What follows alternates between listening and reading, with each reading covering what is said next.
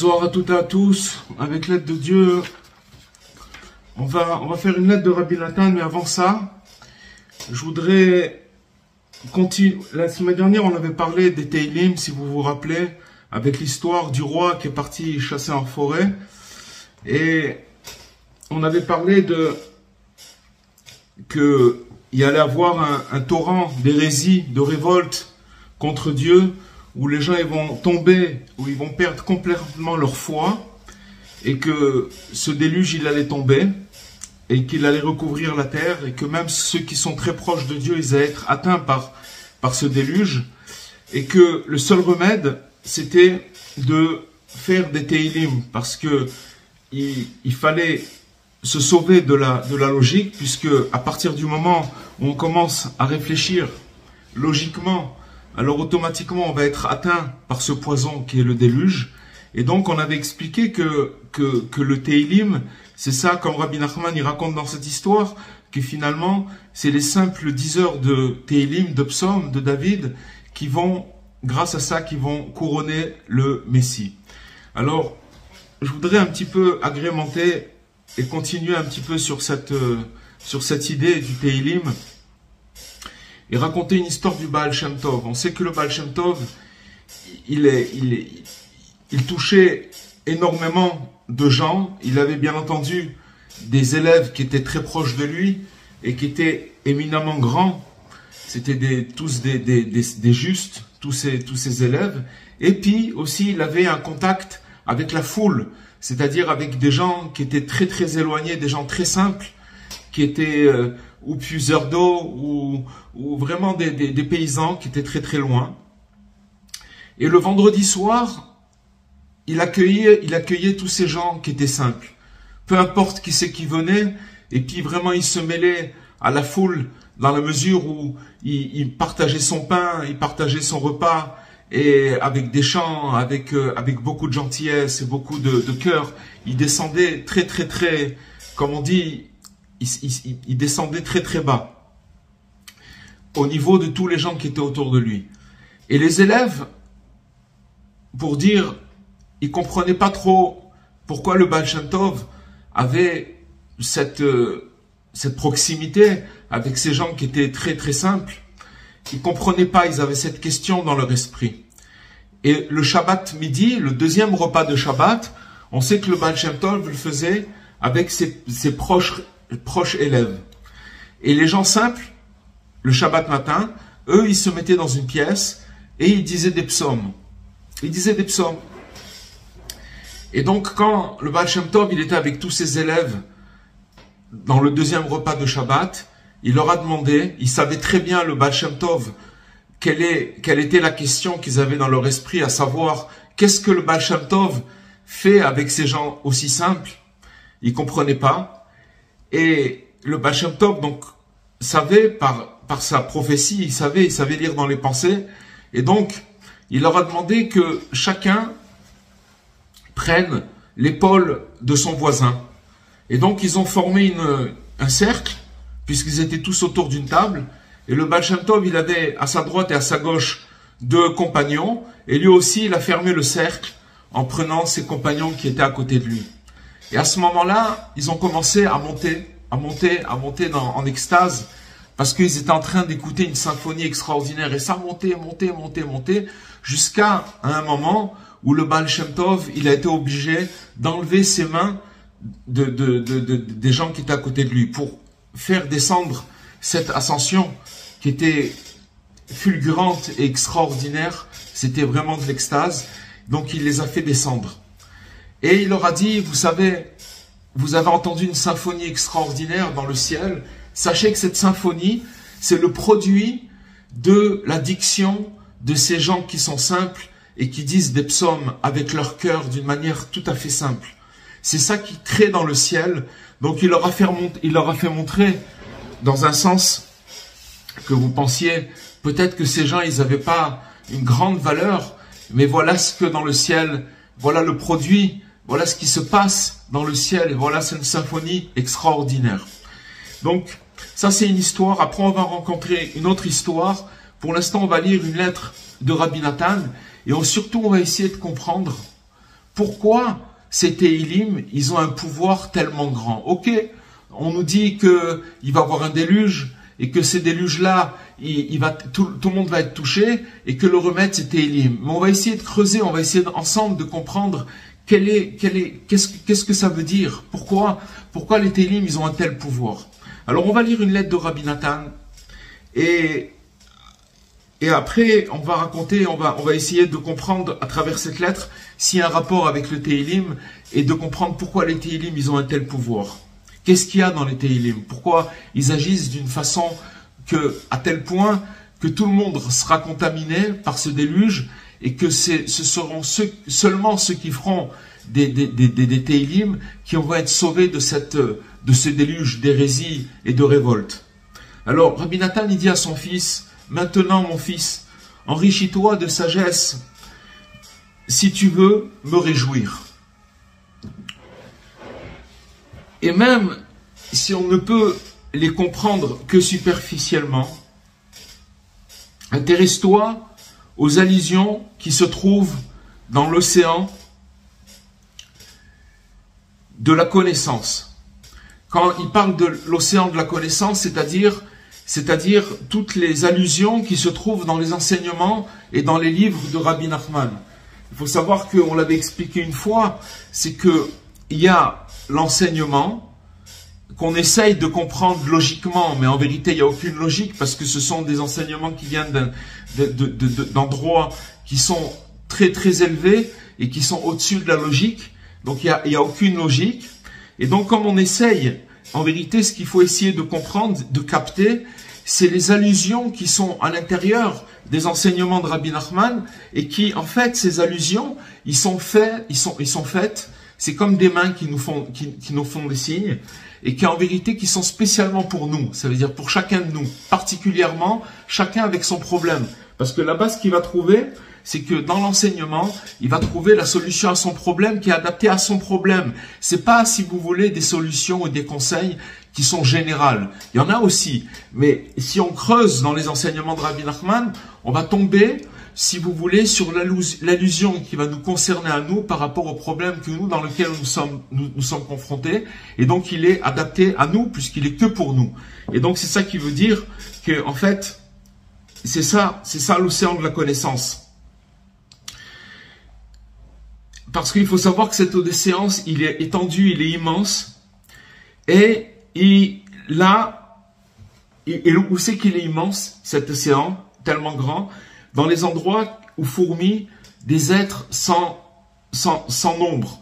Ça veut dire que ça atteint la grande masse, ça arrive chez tout le monde. De plus, veille bien à ne te comporter comme un malchanceux. C'est-à-dire que maintenant, fais attention, que maintenant tu as la possibilité de t'enrichir par rapport à ces enseignements et de devenir quelqu'un d'expert qui va avoir de la vitalité dans sa vie. Et ne sois pas un malchanceux, c'est-à-dire, c'est comme si, un malchanceux c'est quoi? C'est quelqu'un qui se trouve devant un coffre-fort, et qui a des richesses qui sont à portée de main, et qui va pas, qu'il est à côté, il laisse le coffre-fort, voilà, il y a un moment où il va se fermer le coffre, mais il y a un temps donné où il doit prendre et il passe à côté. Et donc, c'est pour ça qu'il dit ne sois pas un malchanceux, à Dieu ne plaise.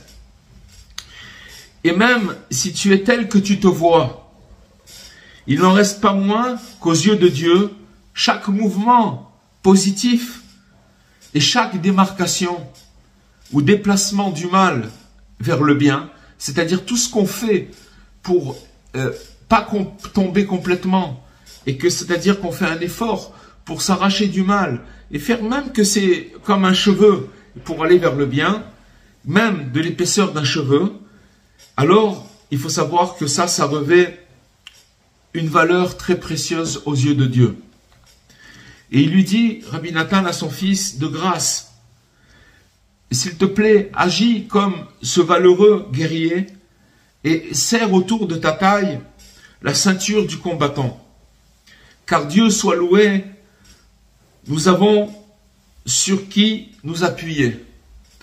On a sur qui nous appuyer puisque il parle des enseignements de Rabbi Nachman, où dedans il y a c'est un puits de conseils, comme on a expliqué juste avant, que ces conseils sont adaptés à chacun, pour tous les problèmes, peu importe les problèmes où la personne se trouve. Et donc, grâce à tout cela, le fait qu'on peut s'appuyer sur ces conseils et être sorti d'affaire, grâce à tout cela, tu peux commencer à chaque instant à dominer les mauvaises pensées pleines d'amertume. Donc, il y a des pensées qui attaquent l'homme, qui sont des pensées d'amertume, qui t'importunent continuellement. C'est-à-dire qu'on a des pensées d'amertume qui importunent la personne continuellement. Et que pourquoi? Il faut savoir que pourquoi elles ont une recrudescence, qu'elles s'attaquent, elles s'acharnent sur chacun. C'est dû à cause de la tristesse et de la mélancolie. quand une personne, elle tombe ou dans la tristesse ou dans la mélancolie, alors automatiquement, il va sortir de ça des pensées où la personne, elle va avoir des pensées d'amertume. C'est la conséquence. Et donc, il faut simplement passer au-dessus d'elle. C'est-à-dire que maintenant, c'est tellement humain, comme Rabbi Nathan, il explique, c'est qu'en fait, c'est quelque chose de normal. Tu vas être confronté à ces pensées d'amertume, mais il faut passer au-dessus d'elles dans la mesure du possible et selon le cas. Et ne commence surtout pas à y penser, ne t'angoisse pas et ne le crains pas. Ça veut dire que pourquoi c'est merveilleux ce qu'il dit Rabbi Nathan? Parce qu'en fait, ça nous fait montrer que ces pensées-là, elles viennent de l'extérieur. Mais nous, on pense que c'est des pensées qui sont à l'intérieur de nous. Mais elles viennent dans l'extérieur justement pour nous déséquilibrer. Et à cause de la tristesse et la mélancolie, elle amène ces pensées-là. Et la personne, à cause de ça, elle est bloquée. Donc il lui dit, ne les crains pas, passe au-dessus d'elle. Rappelle-toi plutôt que notre maître, de mémoire bénie, a raconté sur le juste, qui avant de rendre l'âme, il a déclaré, il a parlé d'un tzaddik, d'un juste, qu'avant de partir de cette terre, il a dit, j'ai sauté par-dessus le monde. Ça veut dire qu'en fait, ce monde-là, ce qu'il nous explique, c'est que ce monde-là, c'est l'enfer. Et Rabbi Nachman, il le dit dans un autre enseignement. Il dit qu'en fait, on pense on croit au monde futur, qu'il y a un monde futur, et on pense que ce monde-là, ça s'appelle ce monde-là. Mais en vérité, c'est pas ce monde-là. Il dit que ce monde-là, Rabbi Nachman, il dit que c'est l'enfer. Maintenant, qu'est-ce que ça change pour nous de savoir que ce monde, c'est l'enfer? Ça veut dire que maintenant, il faut passer au-dessus. Parce que si on s'attarde à tout ce qui se passe dans ce monde, il est fait que d'amertume. Donc, il faut passer au-dessus de ce monde. C'est quoi passer au-dessus de ce monde? C'est-à-dire qu'on va être attaqué par des pensées d'amertume et il faut passer au-dessus de ces pensées. Souviens-toi également que notre maître a affirmé en disant que l'homme doit franchir dans ce monde un pont très étroit. Et l'essentiel, c'est qu'il n'ait pas peur. D'accord? Donc on connaît cette phrase qu'il y a un pont qui est très étroit et qu'il faut passer dessus. Mais il ne faut pas avoir peur. Et que, en fait, s'il y a certains qui pensent dans leur fort intérieur, qui sont déjà tombés du pont et qui se sont déjà retrouvés dans la boue, dans des endroits pollués, alors, il nous dit Rabbi Nathan, il lui dit à son fils, il écrit, noir sur blanc, bien au contraire, ils n'ont assurément plus rien à craindre. En effet, n'est-ce pas que maintenant aussi, je sais qu'il faut attendre, espérer en Dieu et faire appel à lui. Au sein même de telles chutes, d'accord? C'est-à-dire ce qui nous explique Rabbi Nathan, c'est qu'une personne quand elle chute, alors elle s'éloigne de la complainte, elle s'éloigne de la prière, elle s'éloigne de la demande à Hachem, alors qu'au contraire, ce qu'il nous dit ici, le verset, il nous dit comme ça. Il nous dit que justement, quand la personne, elle est dans la chute, c'est là où elle doit demander de l'aide à Dieu. C'est comme une personne qui a perdu l'équilibre et que maintenant elle est dans un trou et que maintenant elle est au fond du trou. Et si elle ne demande pas de l'aide, comment on peut l'aider? Comment on peut la faire sortir de cet endroit-là? Et comme il dit le verset dans le Teilim, que les eaux, elles m'ont submergé. Regardez ce qu'il dit Rabbi David Ameler, ça rejoint ce qu'on a dit. Regardez au niveau des émotions, dans quel état il se trouve David Ameler, où il dit que les eaux l'ont submergé sur sa tête et je me crus perdu. Ça veut dire que j'ai tellement été noyé dans l'amertume que j'ai cru que j'ai été perdu.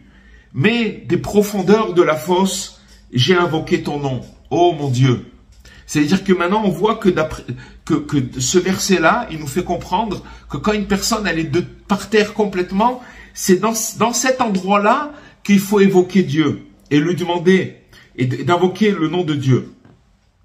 Et qu'on voit que aussi dans plusieurs versets du psaume de David Ameler, du roi David, où il dit qu'il est plongé dans la vase d'un gouffre Il est complètement dans la vase, pas un pouce de terrain pour y poser le pied. C'est-à-dire qu'il n'y a même pas d'endroit, là où il pose son pied, il est dans la vase, il tombe. Et je suis descendu dans les eaux profondes, et les vagues me submergent.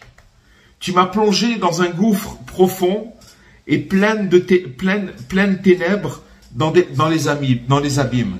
Regardez comment David Ameller il parle. C'est pour ça que il faut chercher. On est en train de chercher, on a posé la question, qu'est-ce qu'il y a de si fort dans les Téhilim qui font que, à la fin des temps, quand on est déjà dedans, c'est-à-dire que quand il va y avoir ce déluge de révolte, de colère, d'hérésie, où les gens ils vont perdre complètement confiance en eux, en Dieu, d'accord? Qu'est-ce qui fait que les Téhilim, ils ont un pouvoir qui va tout sauver? On continue à poser cette question et on cherche, on cherche, ensemble on va chercher. Et notre maître de mémoire béni nous a déjà fait savoir que même un cri qui provient du plus profond de l'enfer n'est jamais perdu. Dès lors, il ne faut jamais désespérer, mais plutôt continuer à crier vers Dieu, car Dieu est grand, et quant à nous, nous ne savons rien. C'est ça la chose. Ça veut dire que maintenant, en fait, si vous voulez le modèle dont il nous parle Rabbi Nathan, avec le message qu'il nous fait passer, c'est qu'en fait, il nous fait montrer comment David Ameller, c'est pas juste de la poésie, c'est des états d'âme dans lesquels David Ameller il était passé. Et pourquoi il était obligé de passer par tous ces états d'âme? On rappelle que c'est l'homme sur terre qui a le plus souffert. Il est passé par des situations terribles, où son fils voulait le tuer, où il a été menacé, où il a été foulé comme quelqu'un qui n'existait pas, etc. Et de tous ces endroits émotionnels et où il a risqué sa vie, spirituellement, matériellement, sa vie physique, eh ben, il a réussi à sublimer toutes ces situations et à transformer l'enfer de ce monde. Il a réussi à trouver Dieu là-bas et à transformer ça en louange. Et alors, on va continuer. Donc, il nous dit que il faut crier dans ces endroits-là, dans les endroits les plus obscurs. Sache que toutes ces paroles de vérité que je viens de t'écrire fortement, justement, le vrai pont sur lequel tu peux assurer la traversée. Ça veut dire que maintenant, ce pont-là, tout le monde y passe, les amis. Tout le monde. Il n'y a personne sur terre qui passe pas par ce pont étroit. Maintenant, ce qui vient de nous dévoiler Rabbi Nathan, c'est comment arriver à passer ce pont et de le passer, comme on dit, en paix. Ça veut dire que d'arriver, c'est sûr que ça va pas être facile, il va y avoir des tempêtes, il va y avoir des choses pas évidentes, mais Rabbi Nathan, il nous dit comment on fait pour tenir sur ce pont. C'est pas évident. Plus on avance dans le temps, plus les choses, elles deviennent compliquées. C'est pas, le corps, il s'affaiblit, il y a beaucoup de choses qui changent, etc. On va pas rentrer dans les détails, mais chacun pourra se retrouver dans ce qu'on est en train de dire. C'est compliqué. Donc maintenant, on a besoin d'avoir une recette qui a été visionnée par des prophètes et qui nous dit comment se comporter tout simplement. Parce que de toutes les façons, il n'y a personne, même les sages des nations, ils sont d'accord pour dire que le monde, il est plein d'amertume, il est plein de souffrance. Donc maintenant, comment on fait? Comment on fait? On peut pas. Comment on fait pour traverser? Il nous explique que c'est par le fait que plus je suis bas, et plus là-bas j'évoque le nom de Dieu, c'est-à-dire que je demande à Dieu, je lui demande de m'aider dans ces endroits-là, plus je transforme toute ma vie, toute cette obscurité en lumière. Ça veut dire que je change, je bascule, ça veut dire que ça devient un tremplin où je m'élève très très très haut. Ah donc, il nous dit que c'est ça la recette, comment vraiment passer et assurer la traversée de ce pont. Même au-dessus d'un abîme sans fond, Parce que ce pont-là, il est très étroit, mais en dessous, c'est un abîme qui n'a pas de fond. Simplement, l'homme doit se garder de démoraliser et ne jamais s'effrayer. Voilà, c'est ça les deux points. Pourquoi c'est tout à fait normal que quand il passe sur le pont qui est étroit, ça veut dire que c'est des situations ambiguës. Et à ce moment-là, la première menace qui le guette, c'est la démoralisation. C'est-à-dire qu'il perd confiance. Il est démoralisé, il ne sait pas comment. Et la deuxième chose après qui arrive, c'est qu'il a peur. C'est-à-dire qu'il a le vertige. Il est dans une situation extrême et là, il a peur. Donc, il faut faire attention à ne pas se démoraliser et ne pas s'effrayer. Mais, il nous dit, Rabbi Nathan, il doit avoir confiance en l'ancêtre sublime. L'ancêtre sublime, c'est Rabbi Nachman. Et de s'appuyer sur sa force. C'est quoi sa force? C'est tous les conseils qu'il nous prodigue dans ses livres. Et parce que ce sage, Rabbi Nachman, vénéré, alors il a dévoilé tout cela et aussi beaucoup d'autres choses.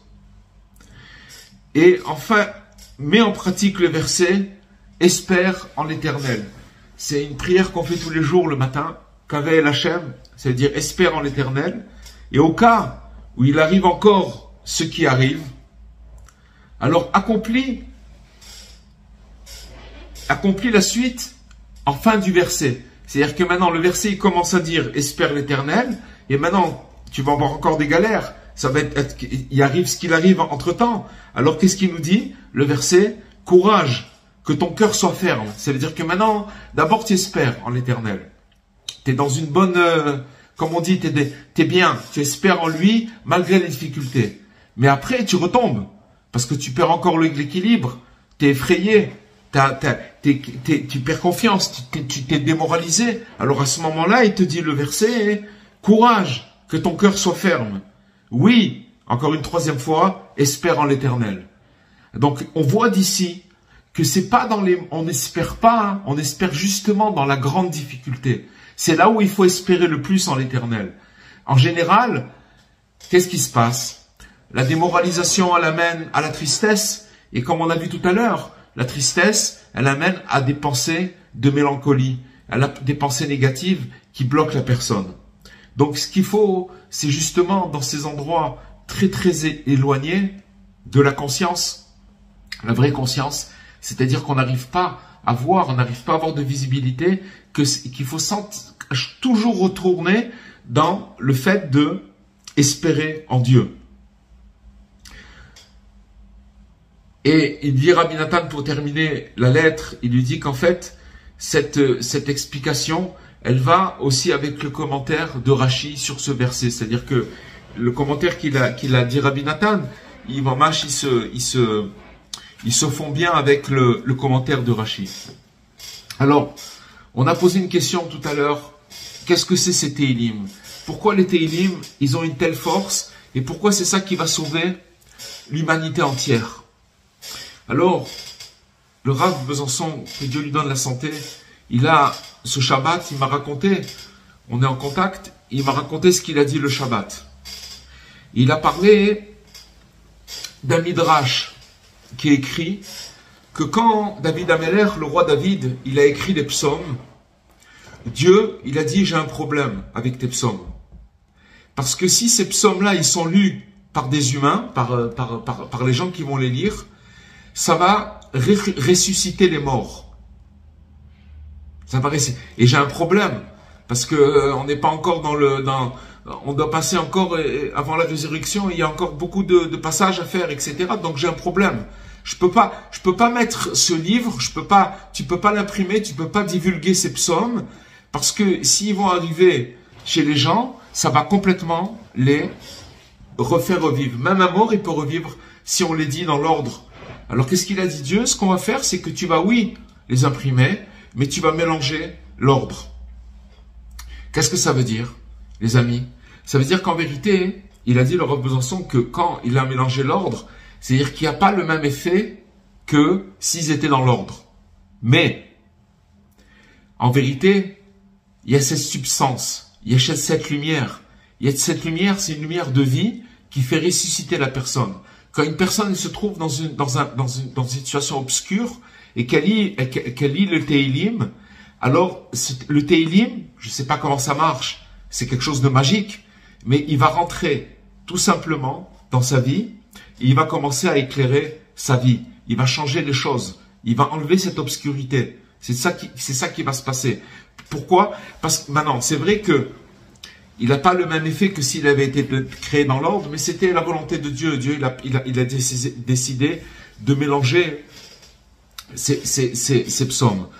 Donc ça veut dire que maintenant, si on essaie de réfléchir, c'est que dans les psaumes de David Ameller, si vous voulez, à partir du moment où il a exploré toutes les situations possibles et imaginables où pourrait la personne se décourager, c'est-à-dire dans des cas très extrêmes, la maladie, où on poursuit une personne pour le tuer, le fait de le dénigrer, alors qu'il doit être roi d'Israël, tout ça, tous ces événements, David Ameller, il a éclairé toutes ces situations. Et maintenant, quand nous, on va lire le Tehillim, on va devoir se reconnaître, si vous voulez, dans une émotion ou dans un verset où on va reconnaître notre émotion dans laquelle on se trouve maintenant au présent, par rapport à un problème dans lequel on est. Et si on arrive à se reconnaître, c'est facile, hein, vous savez, quand je dis c'est facile, c'est que si vous prenez un psaume et que vous le lisez, et que vous essayez de vous attarder un petit peu sur la traduction, et que vous cherchez un petit peu dans la traduction, vous allez tout de suite reconnaître des états émotionnels peut-être que ça va être dans lequel vous vous trouvez maintenant. Et dans ce cas-là, vous allez voir comment David Ameller, il a transformé cet état en louange et il a amené la lumière. Et donc c'est ça qui va, Rabbi Nachman, avec l'histoire qu'on a racontée la semaine dernière, en fait on peut dire que ce qu'on a dit ce soir, c'est la suite de ce dont on a parlé la semaine dernière, c'est-à-dire l'histoire du roi. Et qu'est-ce que ça veut dire? Que les simples diseurs de Tehillim, ils vont pouvoir couronner le roi, le Messie. Il y a aussi une chose que je voudrais rajouter, c'est que dans le ciel, si vous voulez, quand une personne, elle dit le Tehillim, il a un double effet. C'est de la prière et c'est de l'étude. C'est dit, les sages, ils disent que la lecture des Tehillim, elle est comme si qu'une personne, quand elle lit des Tehillim, elle a étudié les endroits les plus difficiles au niveau raisonnement de la Torah, des traités de Mishnah qui sont très très très compliqués et qui sont pas compréhensibles. Mais quand une personne elle lit des Tehillim, elle est à ce niveau-là de compréhension. Et encore une autre histoire très importante, c'est que Rabbi Israël, le Baal HaPetek, celui qui a reçu la lettre de Rabbi Nachman, on avait fait un cours là-dessus, on savait que c'était quelqu'un qui faisait des Tehillim, comme un juif simple qui se respecte, voilà, il sait que là-bas, ce qu'il va recevoir. Parce que ce que j'ai oublié de vous dire, c'est que tout à l'heure, on l'a dit, mais il faut appuyer sur ce point-là, c'est important, c'est qu'en fait, le fait de dire des Tehillim, même si on les dit pas dans l'ordre, et que c'est voulu par Dieu, mais à l'intérieur, il y a une empreinte de cette chose qui fait revivre la personne. Rabbi Israël, c'était quelqu'un, on l'a entendu, de gens qui étaient très proches de lui et qui l'ont vu. Il faisait 8 heures de Tehillim par jour. D'accord? Peut-être une période de sa vie, mais en tout cas, pour faire 8 heures de Tehillim par jour, il faut être un homme très très très simple. C'est-à-dire qu'il faut aller, c'est carrément partir, comme on dit, allez, je vais tailler de la... D'accord, je vais faire un travail, c'est vraiment un travail simple. Et maintenant, une chose qu'il faut savoir, c'est qu'un Rabbi Israël, après, quand il ouvrait un livre d'études, il comprenait tout. Après ces 8 heures de Tehillim. Donc, toutes ces histoires dont on a parlé avec le Baal Shem Tov, toutes les histoires sur le Tehillim, c'est pour nous donner une direction, les amis. De savoir que dans les Tehillim, il y a quelque chose de secret et qu'il faut aller le fréquenter. Il faut fréquenter David Ameller. Il faut devenir ami avec David Ameller, il faut prendre son livre et le lire. Voilà, le lire tout simplement avec la plus grande simplicité. Plus on va être simple, plus cette énergie, littéralement, cette chose qui va faire revivre. N'oubliez pas ce qu'on a dit tout à l'heure, que le Midrash, Dieu il a eu un problème, il a dit à David Ameller, tu peux pas imprimer ton livre, tu peux pas le divulguer. Parce que si tu le divulgues dans cet ordre, n'importe qui pourra revivre, même un mort il pourra se relever de ça. Mais le fait qu'il a mélangé cet ordre, il y a cette chose-là qui est à l'intérieur, et à nous tous de chercher dans cette direction. C'est pas maintenant que maintenant que je vais dire je vais faire 8 heures de Teilim, mais de commencer à fréquenter et de commencer à me familiariser avec les Teilim. Vous allez par exemple au Kotel, que ce soit chez les hommes ou chez les dames, peu importe, ceux qui ont le livre de Teilim, je peux vous dire que vous allez les revoir, même 10 ans après, ils sont toujours devant le Kotel avec les Teilim, parce que ils savent ce qu'ils reçoivent. Il y a quelque chose de très très fort là-bas, et il faut aller dans ce sens, Bezrat Hashem, et que grâce à la lecture des Teilim, qu'on puisse avoir le mérite d'être des simples diseurs de Teilim, et que par ce mérite, qu'on fasse partie de ceux qui vont couronner le roi Mashiach, le Messie, à Jérusalem. Voilà les amis, ce qu'on aura pu dire pour ce soir. Merci beaucoup. Merci beaucoup. Voilà. C'est pour ça que le Tikkun HaKlali, c'est spécial, parce qu'il y a un ordre particulier. Exactement. Le Tikkun HaKlali, c'est une très bonne remarque. En fait, c'est marqué que tous les tzadikim des générations précédentes, avant Rabbi Nachman, ont cherché ce secret qui est le Tikkun HaKlali. C'est-à-dire, c'était les 10 sortes de mélodies, que par ces mélodies-là, on allait réparer les 10 sortes de poisons.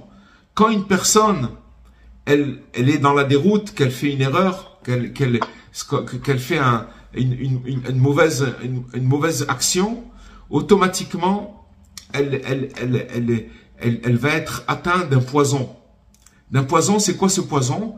C'est que il va ressentir en lui de la tristesse. Cette tristesse, elle vient tout simplement de l'erreur qui, en vérité, a fait un voile. Il a l'impression qu'il ne reçoit plus la lumière de Dieu. En vérité, Dieu continue à lui donner cette lumière. Mais cette erreur, elle lui permet, elle lui permet pas de recevoir la lumière de Dieu. Alors maintenant, donc ça veut dire que on avait expliqué aussi c'est quoi les 10 mélodies du Tikkun HaKlali. Elles correspondent aux 10 points, au pouls. On a 10 points vitaux dans le corps, d'accord? On en connaît ici quand on met les mains, quand on met le pouce sur ici en bas du poignet, mais il y en a 10 dans le corps. Et en fait, il explique que à partir du moment où, si vous voulez, la personne, elle s'est écartée, automatiquement, et c'est tout le monde, hein, c'est toute l'humanité, automatiquement, il a été atteint par 10 flèches empoisonnées. Ces flèches empoisonnées, c'est quoi? C'est qu'il est paralysé par la mélancolie, par la tristesse, par des mauvaises pensées. C'est aussi toute l'humanité. Si on veut aller un peu plus loin, c'est tout simplement la résultante de ce déluge d'hérésie. C'est-à-dire que tout ce qu'il va réfléchir, il n'arrive pas à s'en sortir. Il n'arrive pas à arriver dans sa réflexion à quelque chose qui va se construire, qui va aller vers le bien. Il va toujours aller tomber vers la mélancolie, etc. Il va être bon. Alors, donc ça c'est des 10 flèches empoisonnées. Et maintenant, les tzadikim, ils ont cherché pendant toutes les générations cet ordre en fait, c'est 10 remèdes qui vont prendre la flèche qui est venue avec le poison et qui vont enlever la flèche et le poison. Et ça s'appelle la réparation universelle, qui s'appelle le Tikkun HaKlali, que Rabbi Nachman, lui, il a trouvé. C'est pour ça qu'après, il a promis, tout celui qui viendrait chez lui, qui dirait le Tikkun HaKlali, il a fait une promesse. Il a fait la promesse parce qu'il a trouvé cette chose-là dans l'ordre. Ça, c'est le Tikkun HaKlali. Mais, si vous voulez, le Teilim, si vous voulez, c'est une fréquentation de de ce qui fait ressusciter. On a parlé de triatamétim dans ce midrash. C'est-à-dire que Hachem, il pouvait pas laisser tous ces poèmes dans cet ordre parce qu'ils allaient complètement faire revivre tout le monde. Donc il a brouillé les cartes, mais il y a dedans cette chose-là. Et Rabbi Nachman, il a, si vous voulez, il a amené un remède universel parce que il a trouvé ce remède parce que c'est la maladie dans laquelle tout le monde est tombé depuis déjà des générations, mais que maintenant il faut quelque chose, c'est fini. C'est-à-dire que ça s'est tellement écarté qu'il faut un truc sublime, et Rabbi Nachman il l'a amené. Vous comprenez? Ça c'est le Tikkun HaKlali. Mais ça vient du Teilim, et il y a le Teilim et il y a le Tikkun HaKlali. Vous comprenez? C'est pas quelque chose, un qui remplace l'autre. Oui, il faut les deux. Il faut les deux. La première fois que j'ai lu le Tikkun HaKlali, il y a plus de 20 ans maintenant, la première fois que je l'ai lu, les larmes coulaient tout seules. Ça coulait. C'est incroyable. Je vais vous raconter une histoire. Je vais vous raconter une histoire Abraham pour aller dans votre sens. Vous avez terminé? Excusez-moi, je vous ai coupé. Allez-y. Non, mais vous vouliez continuer à dire. Non, mais au début, je me suis dit, qu'est-ce qui se passe? C'est bizarre, ça coulait, ça n'arrêtait pas de couler. Incroyable. Alors regardez cette histoire-là, je vais vous raconter quelque chose d'extraordinaire. Il y a 12 ans de ça, je suis parti avec un ami en Thaïlande pour diffuser. Il y a beaucoup d'Israéliens qui tournent là-bas, à peu près 60 000 Israéliens qui tournent dans toute l'année comme ça. Donc on fait beaucoup de rencontres. Et on était à Bangkok et on a essayé de se voir s'il y avait peut-être des prisonniers dans la prison de Bangkok. Donc on a voulu rentrer. Maintenant c'était un rêve. Parce que rentrer dans une prison de Bangkok, c'est d'abord on est des Israéliens. Qu'est-ce qu'on vient faire? On est des étrangers. On a quand même été. On a été grâce à mon ami Doron Stern, qui m'a dit viens on essaye. Qu'est-ce qu'on perd? On va, on demande. Si on refoule, c'est pas grave. On aura essayé. Je lui dis bon alors viens on essaye. Et grâce à cette vous voyez c'est comme quand on avait étudié la princesse disparue. Toujours, il recommençait à chaque fois. Encore, je vais essayer comme ça, je vais essayer comme ça. Alors il a essayé et ça a marché. Je vais vous expliquer ce qui s'est passé. On est arrivé à la prison, on a demandé. Il parlait en anglais, on est des Israéliens. On voudrait savoir. On sait qu'il y a 3 Juifs qui sont ici. On voudrait leur rendre visite. Alors ils nous ont fait attendre. Et puis il y a une dame petite, maigre, une Thaïlandaise, petite et maigre comme ça, qui était la directrice de toute la prison. Et mon copain il lui a expliqué qu'on voudrait rentrer voir les prisonniers. Et elle nous a fait des papiers, tac, tac. En 5 minutes, on s'est retrouvé dans la prison à l'intérieur et on a visité les 3 prisonniers. On a eu un miracle. Je sais pas comment ça s'est passé, mais voilà. On a essayé, ça a marché. Et on est tombé sur un monsieur qui a eu un problème, qui a été attrapé avec de la drogue, etc. Et que là-bas, c'est très grave. Et donc, ils l'ont mis dans une pièce pendant 1 mois avec 60 personnes. En attendant après d'être avec 2-3 personnes dans une cellule, mais pendant 60 personnes dans une pièce et au milieu, avec le respect que je vous dois, un endroit pour faire ses besoins. Mais tout le monde était ensemble. Dès qu'il a commencé à se retrouver dans cette situation, il avait des mauvaises pensées. Il dit, je pourrais pas tenir. Il est tombé dans une angoisse. Il a dit, je préfère mourir que de rester dans un truc comme ça. Et il avait personne avec qui parler. Personne, ni avocat, ni rien du tout. C'était un Israélien jeté en Thaïlande. Ce qui lui restait dans sa poche, il ne sait pas comment, parce qu'on lui avait tout pris, c'était un petit Tikkun HaKlali. Il ne savait pas ce que c'était. Il l'a ouvert. Il était dans cette cellule avec 60 personnes. On peut pas dire que, on peut dire que c'est vraiment les bas-fonds. Hein. C'est vraiment c'est les bas-fonds. Et il a commencé à lire sans savoir ce qu'il lisait. Maintenant, qu'est-ce qu'il me dit, ce bonhomme? Il me dit, ça fait 2 ans que tous les jours je lis ça en chantant et je ne sais pas ce que c'est, mais ça m'a sauvé la vie. Aujourd'hui, si je vis depuis 2 ans ici, c'est grâce à ce Tikkun HaKlali. Voilà, c'est pour vous dire que, pour aller dans votre sens, que vous dites que quand vous l'avez dit il y a 20 ans, vous avez commencé à pleurer. C'est quelque chose qui afflue, qui traite des zones très très très profondes en nous, et bien sûr que ça c'est le Tikkun HaKlali, et c'est la même chose dans le Teilim. Voilà les amis, Zrat Hashem, que ça puisse nous donner un peu d'inspiration pour ouvrir ce livre et de fréquenter David Ameller, de transformer toutes les situations difficiles, de les transformer en tremplin et de trouver Dieu là-bas, partout là où il est. Justement, parce que dans les situations les plus difficiles, il nous dit, Rabbi Nathan et David Ameller, que c'est dans ces situations-là qu'il faut se renforcer en Hachem et de lui demander de l'aide là-bas. C'est là-bas, c'est comme ça, c'est ça, si vous voulez, toute l'essence de Teilim, de transformer la chose complètement en louange. Voilà les amis. Merci, Rav. Merci beaucoup. Merci à vous, Bezrat Hashem. Et je vous dis alors à la semaine prochaine, en bonne santé. Et à vous tous, Bezrat Hashem. À très bientôt.